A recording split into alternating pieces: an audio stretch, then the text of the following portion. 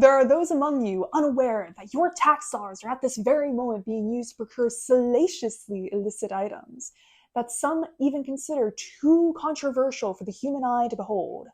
That's right, folks, we're diving into the scary world of library science. Hey there, y'all, it is me, Morgan Patterson, your local neighborhood circulation attendant, and I am so happy to bring to you today a discussion on how to make your very own library card tool of the most scary people alive, learners. Ba ba ba ba. But before we get into that, let's go over the basics. First, we will be going over who can even make a library card to begin with. Can a person? Can somebody in Florida can? Well, we shall find out today. Secondly, once we get that pesky business out of the way, we will go into how to make that library card, the nitty gritty, how to go through it in the program, all that jazz. And thirdly, since most people, even when handed physically a document to make sure they know what to do, will immediately throw it away. So I will be going over what to do with that library card once it is in your possession. All right? With all these pleasantries out of the way, let's get started. So, who, y'all, is a Bexar County resident? And that may sound confusing to some of you, but a Bexar County resident is just the area within the county line in which most of us live. Not if you're in Leon Valley, though. It is most of San Antonio.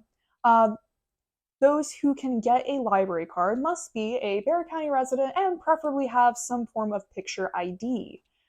And thirdly, some proof of residence, so that may come later. If you are an adult and you can procure a driver's license, you can get your library card started immediately.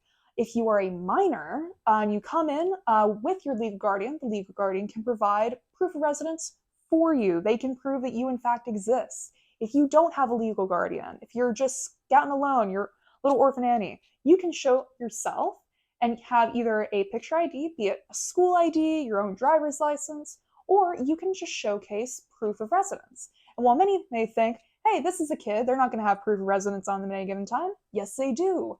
In the digital age, we put all of our kids' grades online. So if they go into their school website, pop in their own name, they'll be able to find their address. Perfect to show us. Now, who can't get a library card with Bexar County? What I like to say is anyone who is alive in front of me and actually from Bexar County can get a library card. So no ghosts, no invisible men, and nobody from Florida. I promise I don't have a thing against Florida. It's just an easy running gag.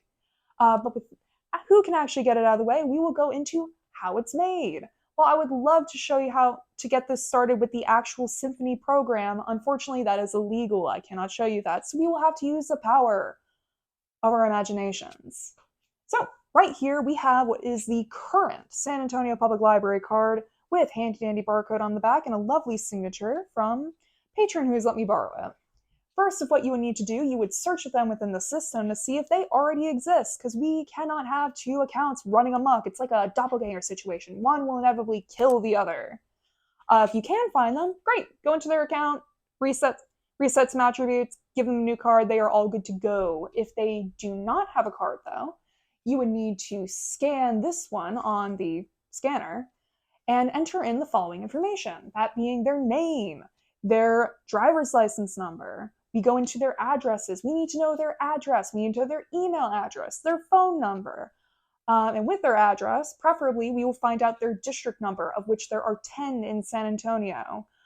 Even if they do not fall into a district number, that is perfectly all right. Leon County, in the dead center of us, there are a bunch of weirdos who are not part of us, essentially. So they're outside of Bexar County. It's a whole thing. Don't worry about it. Once that is taken care of, we will move right over to the little bits and pieces, their date of birth, what their password is. Password itself just needs to be 8 characters long, any number, no special characters. We have to make it for them.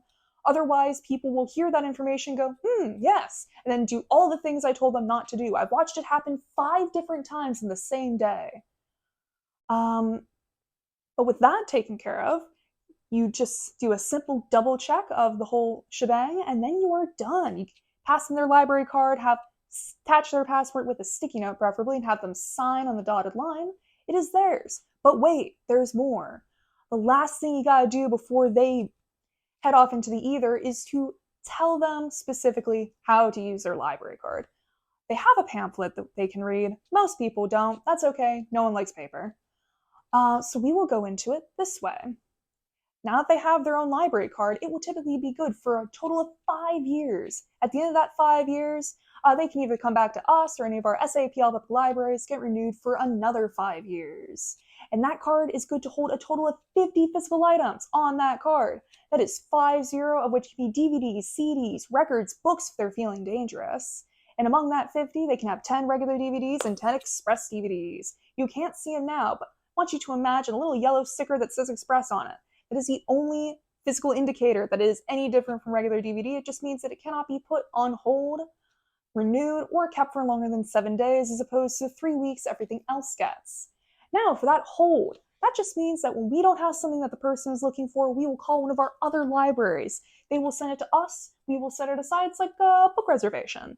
However, just because the book is set aside for them physically does not mean it's already on their account. So they need to make sure to check it out just like they would any regular item.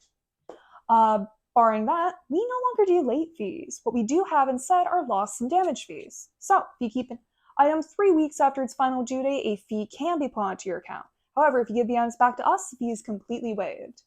That is all the basic information. Once they are set with that, all you have to do is grill them further by asking, are they a registered voter? If they are, great, let them on their way. If they're not, great, they can be given a voter registration card, which we all carry. Once that's over, though, they are all good to go, free to go pull books off shelves and put them back where they don't belong. As for you, you've done me a service by listening this long. We have gone over who gets a library card, how to make it, what they do with it. Thank you so much. And I have to say, if you've got any questions, please ask your librarian.